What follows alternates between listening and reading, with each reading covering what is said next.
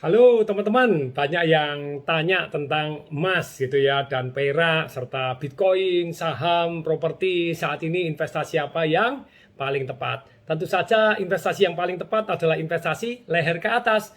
Jadi kalau kita terus punya ilmunya, kita kemungkinan tepatnya jauh lebih besar. Tetapi tepat pun belum tentu selamanya tepat karena waktu berubah dan investasinya satu dengan yang lain akan berbeda dan uang itu akan mengalir dari satu tempat ke tempat yang lain. Orang sukses melakukan antisipasi. Antisipasi saya apa ini? Antisipasi saya adalah yang namanya uang dicetak di Amerika pada waktu 2008, 1 triliun US dollar disebarkan, itu mendadak properti-properti seluruh dunia naik begitu ya. Terus kemudian juga di Indonesia juga emas dari 270.000 rupiah per gramnya dalam 2 tahun jadi 570.000 gitu ya, dan terus meningkat bahkan 2011 mencapai puncaknya, kemudian turun, kemudian stabil.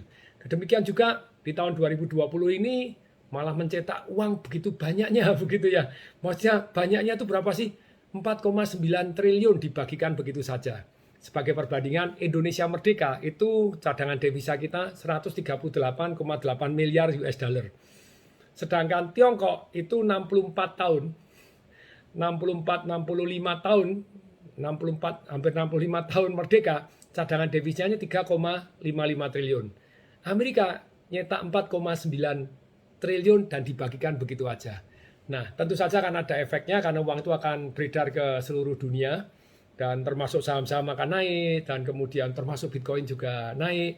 Tapi banyak yang orang mulai ragu untuk yang namanya saham karena price earning ratio-nya sudah terlalu tinggi. Kalau Bitcoin, nah masalahnya sebetulnya tiga saja. No. Kalau pemerintah melarang itu seketika akan anjlok.